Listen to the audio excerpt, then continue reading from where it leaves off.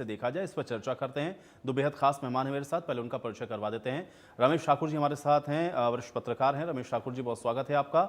और केसी मलकानिया जी हमारे साथ हैं, राजनीतिक विश्लेषक हैं। केसी मलकानिया जी, आपका भी बहुत स्वागत है। मलकानिया जी, आपसे शुरुआत करूंगा क्योंकि आप देख रहे होंगे लगातार सदन की कार्यवाही को, और मानसून सत्र पर लगातार, चूंकि हम लोग इसके पहले भी चर्चा कर रहे थे, आज खूब हो हंगामा हुआ है और हम लोग लगातार देख रहे हैं कि 3.5 घंटे में 6 बार ऐसा हो गया जब सदन को स्थगित करना पड़ा है। कैसे देख पा रहे हैं इसको, कानून व्यवस्था को लेकर के आज विपक्ष जो प्रश्न उठा रहा है और ये कह रहा है कि भाई इस पर पहले चर्चा होनी चाहिए? मलकानिया जी, देखो, जैसे लग रहा था कि कानून व्यवस्था पर चर्चा कराने पर विपक्ष ने जोर देगा, परंतु लगता था कि जो विपक्ष है पहले प्रश्नकाल होने देगा, उसके बाद ये बात चलेगी। परंतु पहले भी शंका जाहिर की जा रही थी सत्ता पक्ष की ओर से कि विपक्ष जो है वो सदन को चलने नहीं देगा। अब जैसे आज विधानसभा का सत्र शुरू हुआ और श्रद्धांजलि अर्पित की गई दिवंगत आत्मा को, उसके बाद अध्यक्ष ने महोदय ने कहा कि अब प्रश्नकाल शुरू किया, तो उसके बाद गीता बुक्कल जी एकदम उठ के उन्होंने स्थगन प्रस्ताव दिया और उन्होंने कहा कि जो हत्या हुई है मनीषा कांड को उठाया और उसको लेकर उसने कहा कि ये बहुत जरूरी है। अध्यक्ष जी ने बार बार कहा कि इस मुद्दे पर भी हमारे पास आया है, इस पे अंडर कंसीडरेशन है और इस पे चर्चा करेंगे, पहले जो है प्रश्नकाल होने दीजिए, क्योंकि प्रश्नकाल जो एक महत्वपूर्ण काल होता है। चलिए मलकानिया जी, मैं आपको थोड़ा सा रोक रहा हूं, मैं आप दोनों लोगों के पास वापस लौटूंगा। इस बीच मेरे साथ मेरे सहयोगी साक्षी जुड़ चुकी हैं, उनके पास कुछ अपडेट्स हैं, उधर रुक कर लेते हैं। साक्षी, लगातार हम लोग देख रहे हैं कि आज बार बार हंगामा हो रहा है। छठी बार ऐसा हो गया जब सदन को स्थगित करना पड़ा, काम रोको प्रस्ताव लाया गया और कानून व्यवस्था पर पहले चर्चा हो, ये मांग हम लोग देख रहे हैं कि लगातार कांग्रेस पार्टी के द्वारा की जा रही है। अभी फिलहाल क्या अपडेट है? बिल्कुल, देखिए आयुष, जिस तरह से अपडेट की जहां तक आपने बात की है, सदन की आज की कार्रवाई का 6 बजे तक के लिए समय था, लेकिन सदन की कार्रवाई का जो समय है वो 1 घंटे के लिए बढ़ा दिया गया है, यानी 7 बजे तक सदन की कार्रवाई जो है वो आज चलेगी। अब तक का जो अनाउंसमेंट्स आए हैं उसके मद्देनजर, और आधे घंटे के लिए जो सदन की कार्रवाई है वो और स्थगित कर दी गई है, यानी कि लगभग 6 बजे तक जो सदन की कार्रवाई है वो स्थगित कर दी गई है और 6 से 7 1 घंटे का जो समय है वो बढ़ा दिया गया है।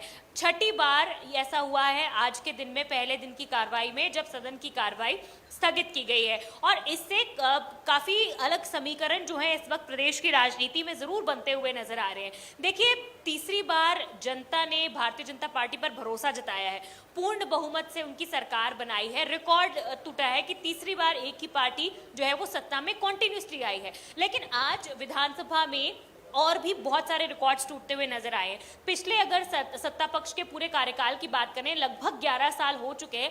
इन 11 सालों में कभी भी एक दिन में विधानसभा का सत्र इतनी बार स्थगित नहीं हुआ, यानी कि विपक्ष भी अब धीरे धीरे अपने फॉर्म में आ रहा है, जो पिछले समय में कहीं ना कहीं विलुप्त हो गया था। क्योंकि आज विपक्ष की जिस तरह से स्ट्रैटेजी विधानसभा में रही है, विपक्ष ने सत्ता पक्ष को भी अपनी रणनीति पर पुनर्विचार करने के लिए मजबूर कर दिया है, क्योंकि लगातार एक के बाद एक कुछ समय बाद जो है सदन की कार्रवाई जो है वो स्थगित हो रही है, और इसके पीछे लगातार मंथन किया जा रहा है कि किस तरह से सदन को सुचारू रूप से चलाया जा सके, क्योंकि विपक्ष ने सुबह से ही जो स्ट्रैटेजी अपनाई है उसके मुताबिक सेशन जो है वो बिल्कुल भी चलने नहीं दिया है। तो कहीं ना कहीं सत्ता पक्ष को भी पुनर्विचार करने पर, सोचने पर, अपनी रणनीति को, अपनी स्ट्रैटेजी को बदलने पर मजबूर विपक्ष ने आज कर दिया है।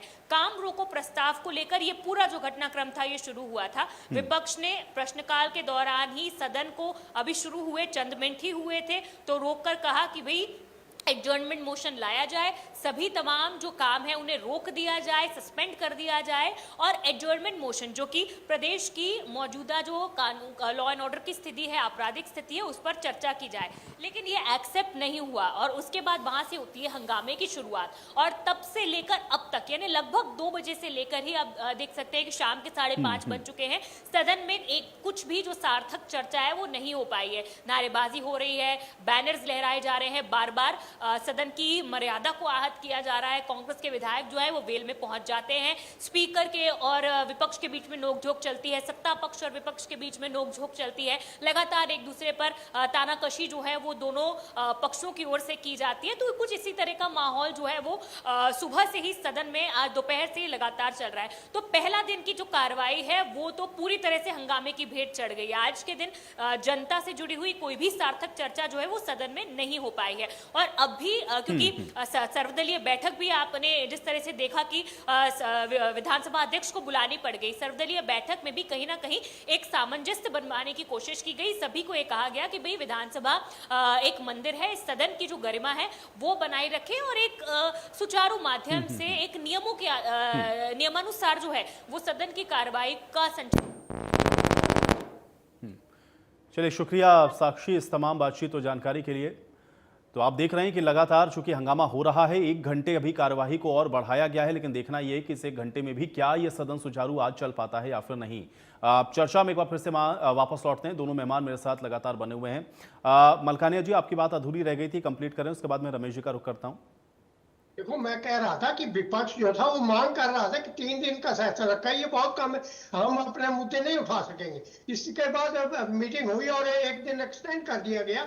परंतु अगर आप सदन को चलने ही देंगे तो उसका समय बढ़ाने का क्या फायदा हुआ। और आज 6 बार जैसे पिछले सदन देखे थे उसमें बड़ा सौहार्दपूर्ण वातावरण में कार्यवाही चलती रही और मैत्रीपूर्ण हंसी मजाक भी चलता रहा और सब कुछ चलता रहा, प्रश्नकाल भी होता रहा, विधायकों के प्रश्नों के उत्तर भी देते रहे।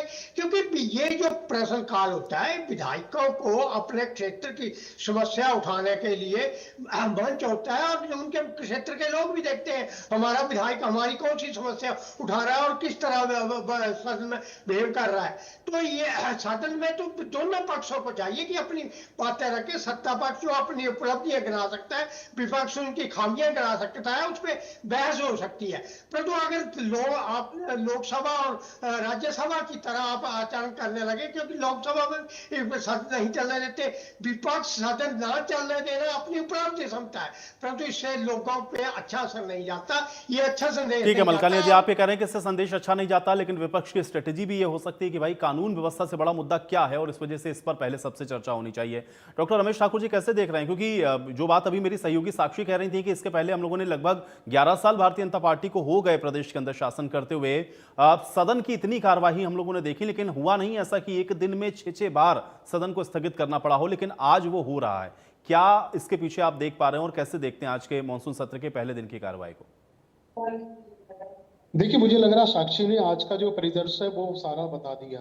अब इसके पीछे की घटना और पीछे की जो तस्वीरें हैं उस पे हम लोगों को फोकस करना पड़ेगा।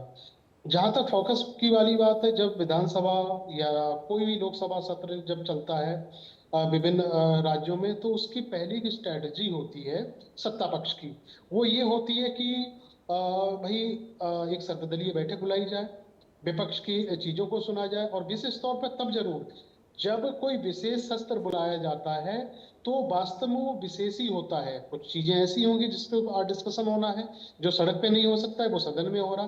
तो इस हिसाब से मुझे लग रहा है विपक्ष ने एक स्ट्रेटजी के तौर पे 3-4 दिन से ये उनकी जो बन रही थी कि हम अभी फिलहाल रोजगार और महंगाई के मुद्दे को इतर हम जो मौजूदा मुद्दे हैं, जैसे सबसे बड़ा इस समय हरियाणा में ये है कि लॉ एंड ऑर्डर की स्थिति खराब है। 1-2 केस हुए, उससे पहले भी केस होते रहे, कि क्यों ना इस पे हम लोगों का ऐसी आवाज उठाई जाए तो जन जन तक पहुंचे, क्योंकि ये ऐसे मुद्दे होते हैं जो हर एक व्यक्ति से जुड़ा हुआ होता है। मुझे लग रहा है इसमें विपक्ष पूरी तरीके से सफल हुआ है और यहाँ पे उनकी स्ट्रेटेजी में कैसे फंसा है पक्ष, वो भी सबके सामने आ गया। 1 नहीं 2 3 4 5 के बार जो इसकी आज अब सदन रोकी गई है, 1 घंटा भी बढ़ाया जा रहा है। तो इससे ये लग रहा है जनता के अंदर मैसेज ये गया कि नहीं, वास्तव में विपक्ष की और जनता की जो रियलिस्टिक जो मामले हैं, जमीन से जुड़े हुए जो मुद्दे हैं, उससे सरकार भाग रही है। भाई एक सरकार जो दूसरा टर्म पूरा कर चुकी है, तीसरा टर्म भी उसके पास आ गई है, तो जनता ने कुछ मान के और बहुत कुछ समझ के ही तो उनको फिर तीसरी पारी दी है। अब उस तीसरी पारी में जब इतनी अल्लाहमारी शुरू हो गई है, बताओ, एक बच्ची गायब हो जाती है, उसके साथ में सब चीजें हो जाती हैं, और जो लॉ एंड ऑर्डर की स्थिति जो सही होनी चाहिए, सबके घरों नहीं, लेकिन तक डॉक्टर हर रमेश एक ठाकुर जी, आदमी क्योंकि की आपने सुरक्षा होनी आप ये चाहिए, कह रहे हैं कि नहीं हो ये पा जो संदेश है वो जनता के बीच में ये जाएगा कि सरकार इससे भाग रही। भाई मुख्यमंत्री ने तो बड़ा स्पष्ट कहा सदन के अंदर, सत्ता पक्ष ये कह रहा है कि भाई कानून व्यवस्था पर हम चर्चा के लिए तैयार हैं। जब विपक्ष ने ये सवाल उठाया, उसके बावजूद भी ये हंगामा है, तो फिर ये संदेश कैसे जाएगा? भाई मुख्यमंत्री तो खुद कह रहे हैं हाँ करिए चर्चा, हम तैयार हैं इसके लिए।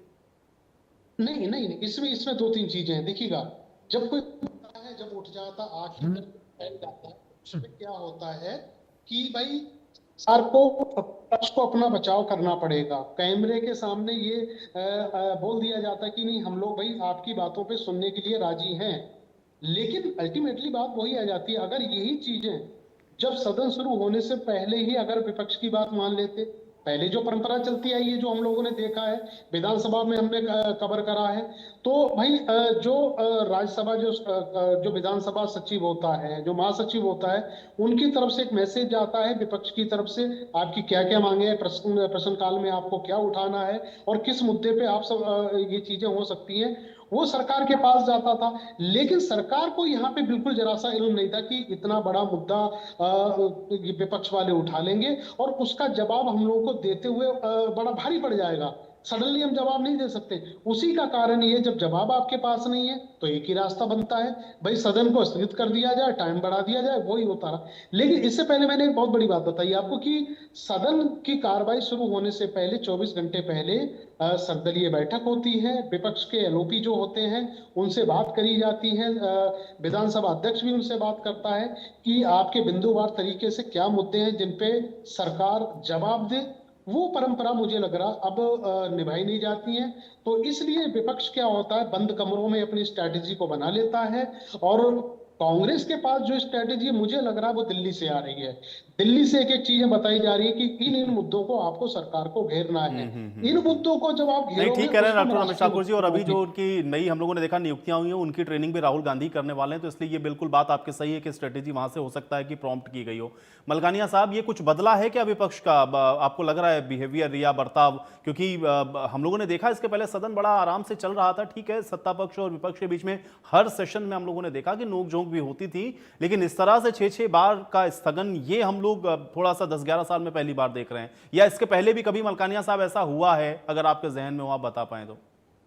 नहीं, इससे पहले इतने ज्यादा जबरदस्त कभी नहीं होता। थोड़ी बहुत होता रहता है, वॉकआउट भी होता है, सब कुछ होता रहा है, परंतु जिस प्रकार मैंने उदाहरण दिया लोकसभा और राज्यसभा में, मतलब संसद में होता रहा है, जैसे कांग्रेस करती रही, वो संदेश जो है वो हरियाणा विधानसभा तक पहुंच गया। और हो सकता है कि ऊपर से संदेश आया होगा कि आप जिस तरह स्मूथली विधानसभा चलती है, उससे ये संदेश जाता है कि सरकार अच्छी चल रही है। विपक्ष जो है वो नाकाम है। विपक्ष के पास अभी तक एलओपी नहीं है, परंतु हुड्डा जी हो एलओपी की तरह काम कर रहे हैं, वो बहुत अच्छी तरह काम कर रहे हैं। परंतु मुख्यमंत्री ने जब कहा कि प्रश्नकाल के बाद हम इस मुद्दे को उठाने की आज्ञा देंगे और इसको उठाएंगे, और मुख्यमंत्री ने कहा कि पहले भी घटनाएं होती रही, पहले एफआईआर तक दर्ज नहीं होती, तो हुड्डा जी ने उसका जवाब दिया कि मैंने ही यह आदेश दिए थे कि हर एक मामले की एफआईआर दर्ज होनी चाहिए, और इस प्रकार जो है वो चलता रहा।